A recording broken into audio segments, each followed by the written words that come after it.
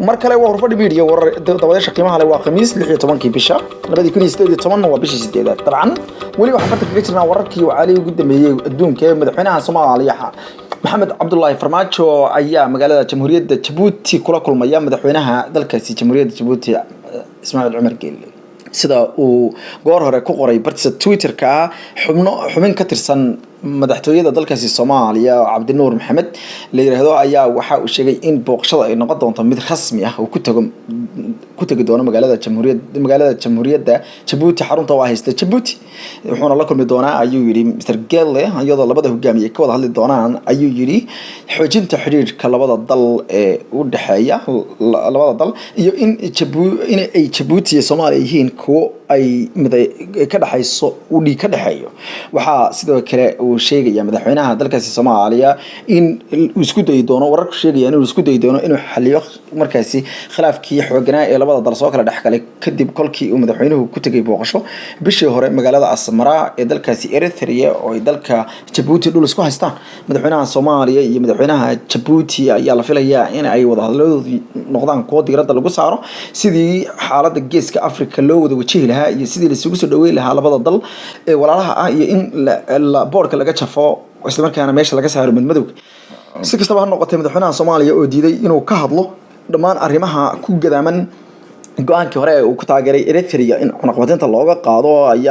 ayaa waxa rajo laga qabaa in ay soo afjarto xiisadda labada dal kulankiisan oo ku tagay magaalada Djibouti ee xarunta Jamhuuriyadda Djibouti waxaana la fili doonaa in ay warbaahinta si guud oo la wada hadlaan labada hogaamiye madaxweynaha dalkaasi Djibouti Ismaaciil Cumar Geelle asagoo marnaba kama hadal qadiyada hase yeeshee safaaradda Djibouti ee magaalada Muqdisho ee xarunta dalka Soomaaliya ayaa horay ugu cambaaraysay dawladda Soomaaliya in ay ka tagtay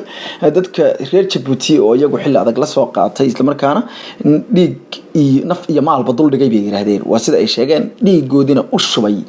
inay difaacaan Soomaalida iyo waliba amnigeeda iyo in dawladnimo Soomaaliyeed dib loo helo halka nagala socotaan horfadhi media weeye dabcanna isheen ku hay doonaa arrimahaas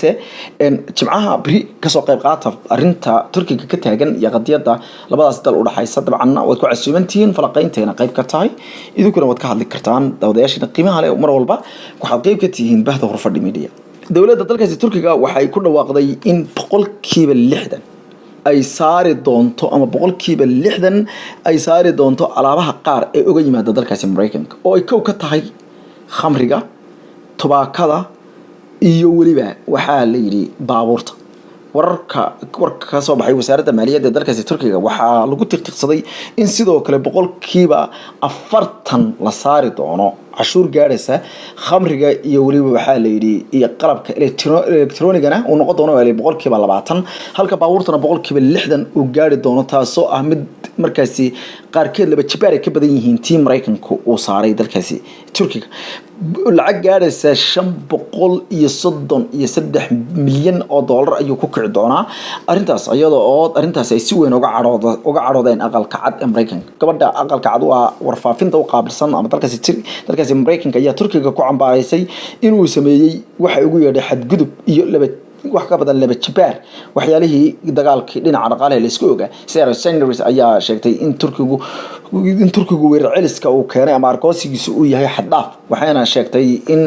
ay arrimaha si weyn ula soconayaan hase yeeshee mar la weydiiyay in ay qaadayaan eedda ah in ay burburiyeen xiriirkii labadan dal ka dhaxeeyay ee kooda jira gaashaanbuurta NATO iyo waliba in ay ayagu sabab u yihiin qatiyadaas iyo waliba jahawareerka ka dhacay lacagta liirada ayay sheegtay in aysan qaadi karin ama Mareykanku uusan mas'uuliyadda qaadi karin waxayna ku gacan sayday in dabarka loo saaro dhamaan dhacdooyinka ka jira dalkaasi Turkiga Mareykanka waxay sheegtay in ay xaaladda si dhow u darsi doonaan Sarah Sanders hadalkeeda ayaa sidoo kale ku soo beegmay iyadoo maxkamadda racfaanka ee Izmir ee gobolkaasi Izmir ay ku gacan sayday dalabkii baadarigu shalay u gudbiyay maxkamadaasi ay ahayd in racfaan uu kaga qaato xukunkii hore ku dhacay maxkamadda ayaa sheegtay in ilaa hadeerto lagu hayo dambiyo baadariga sida daradeedna aysan jirin sabab racfaan loogu ogolaado taasuna waxay sii adkaysay xiriirka labada dal oo aad iyo aad awalba xaaladdu adkeed ayay cirka ku sii shareertay dabcanna haatana Qatar dawladda dalkaasi Qatar ayaa markaasi waxa ay ku dhawaaqday in ay lacag gaarayso 15 bilyan oo dollarka Mareykanka ah oo maalgelin toos ay ku sameynayso dalkaasi Turkiga taasoo ah lacag cadaan أمير الشيخ تميم بن حمد الثاني أيا أبقولي مقالة أنكرا سي أولا سو كل مودي سدالكاسي تركيا رجب طيب أردوغان أو سدوين حوغان ugu sameeyay magaalada xarunta oo ah dalkaasi Ankara أمير حمد بن الثاني ayaa wuxuu sheegay ama أمير تميم بن حمد الثاني ayaa wuxuu sheegay shir jirayd oo la hayay dhigiisa dalkaasi Turkiga ayuu wuxuu yiri Turkigu wuxuu yahay walaaladayo waxaanu isgarab taaganaa walaalaha Turkiga waqtigan sida ay isku garab taagaan xaaladaha caalamka islaamka ayuu yiri Mr. Al-Thani asagoo kol damana isla hadalka ku soo qoray bartiisa Twitterka wuxuu yiri waxa aan rabaa inaan halkan ka cadeeyo dalka Turkigu waxa uu garab taagnaa dalka iyaga in badan annaguna maanta waa maalinta isgarab taag lahayn 15 bilyan ee dollar ee package-ka ama bushqada ah waxay noqon doonaan kuwo si toos ah loogu maalgeliyo dalka Turkiga gudihiisa ayadoo lacag cadaan ah waxaana xoog la saari doonaa iibsiga lacagta ليرة وحا وصدق كله أمير تميم وشيء إن بقولال قف ولا سعودي ومال قشريال غير قطر أي تشدي بصف وقلين إن يبسدان العقد الليرة ويكون بدشان دولار يذهب وحنا تاسي عركة تشدي بكشر يرتي العقد الليرة أيضا العركة العقد الليرة وبقول كيب اللح دي بصو نقطي شرعي يا مانتا وحا أي صدق كله شيء يعني العقد أي وحكتر الدون تو إن أي كرو قاعدة ميزانية الدولة التركية وهاتن وقندي إن العقد مريكان كلغة دعالم إبراهيم كلين وأهفيان كمدحتوية الدولة التركية أيها وحو شيء إن أي تنوتهاي وحو ويري وح عديانا يسيد قدر مولالها قدر إسكسو قرب تاجن حلي كمد حلي ذا اللو بهنيهاي أيوري تركيا أو شيء إن أي حوتشي دونان أيقونا dhamaan cilaaqaadiyada ee la lahaayeen waxaana sidoo kale laga wada hadlay arinta leeyahay arrimo kale waaweyn oo ay kamid tahay suuxays dhaafsiga dhinaca amniga mukhaabaraadka iyo waliba dhaafsiga wararka Salim bin Mubarak al-Shafi oo ah safiirka Qatar u fadhiya dalkaasi Turkiga ayaa asaguna wuxuu yiri waxaanu sii wadi doonaa inaan isku garab taagno walaalahayaga Turkiga sida aanu isku garab taagnay xilligii weerar كيد عسوبي أفجم بجها القصة قاضي لبدي يكون يلحي طبعا يجي الشافي وحوصاص وحجري وحان كلو يدي عدينا يا ملايين وحور العقد اللي رضعه وحق قاضت دونه أو لو ريق دونه إسلام كان بنقية ده كش بدونه بوردات كرير قطر تعصو استراتيجية أي نولت من دولة الكاسي تركيا جو أي كم استراتيجية أي كو حوجين يسول العقد هذا وحونا الشيء إن أي قدر سيود دون طو حرير كونكسن إليه ولا له أرنتن أيا وحا أي موجين سعسيدة دلالك قدر يدل كاسي تركيا جو أي سكون حقلين إلى حد أيضا دلك تركيا جو هذا دلك لو ما الموت كدب إذا ما كنت عبراي دل كاسي قطر كل دوني إن أفك عيد الله در دلك قدر لبدي يكون إيو تطبيق توم بشي شنات أيضا بشي تطبيقات بشي تدبدي دي بقى بشي لحد تدبدي دي برلمان دل كاسي أي أمر كبحيان إن عيد ما دو أجوران دل كاسي قطر دلال كاس أيا إلى حجر كود آد وناكسن يهتن وحين كم ديهن لبض دل السجود عالم كإسلام كمركز الإيجو كارهن أرمها لنا وناك أو أي يجو أنت بدن متشرتو هل دل ولا بدل دلو أي حجر كود الجوين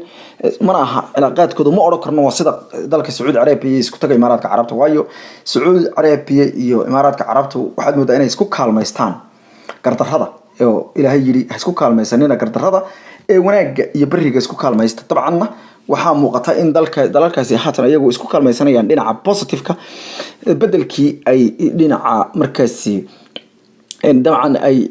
gardarrada isku kaalmaysan lahaayeen daawada qiimaha aan ku suuqa wararka iyo warbixinaha dhinaca diblomaasiyadda iyo wararka ugu dambeeyay dunida sarkaalka kamid ah saraakiisha ugu sarreeyay ciidamada dalkaasi Mareykanka ee howlgalka kala soo horjeeda kooxda ISIL ee la yiraahdo Major General Felix Gadni ayaa wuxuu sheegay ama ka digay in militariga ka dagaalamaya xiriirka wanaagsan la leeyahay buuri dalkaasi Turkiga ee ka dagaalamaya wari bariga dhexe lagu faafiyo ayuu yiri cilaaqaad xumada labada dal u dhaxaysa ee Turkiga iyo Mareykanka wuxuu sheegay in aysan arintan waxba ka khusaynayn labada military oo uu sheegay inay ka wada shaqeeyaan gudaha dalkaasi Syria iyo hawlgallada ka dhana kooxda ISIS ee lagu baacsanayo asagoo ka hadlayay wasaaradda difaaca dalkaasi Mareykanka Pentagon ayuu wuxuu sheegay General Gadni in uu sii wadi doono militarigoodu cilaaqaadka dhow ee leeyihiin kuwa Turkida oo ay u baahan yihiin dagaalka ka dhanka kooxaha wax qarbada iyo baacsiga loogu jiray ayuu yiri asagoo sheegay ilaa hadeerto inaysan ka imaanin wax calaamad oo muujinaysa oo cara ah oo ku dhex jirta saraakiisha militariga dalkaasi Turkiga ee qaybta ka 7ka dal ee la diriraya kooxda ISIS iyo ciidamada loo yaqaan Company Joint task force ee ayagu howlgalka ka dhanka kooxdaasi ku baacsanaya. warka uu halkaasi ka sheegay sarkaalka wuxuu sidoo kale sheegay inaysan iyagu aysan haday yihiin labada military aysan siyaasiyiinta ahayn, sidaa daraadeedna wuxuu yidhi dabcan labada dal ma iskama bedelin buu yidhi xiriir waxba iskama bedelin buu yidhi militarigooda xiriirkii ay lahaayeen, waana laba ciidan oo taxaaluf wanaagsan leh ayuu sheegay General Felix Gedni oo la hadlay wakaalada goordamana la hadlay wakaalada wararka dalkaasi Turkiga Andalus. halkan nagala socotaan waa wararkii ugu dambeeyay iyo warbixinada cabdilmaasiyada daawadayaasha qiimaha leh ee Hurfadhi Media. dabcanna daawadayaal tan iyo intaan sarki doono amaanad.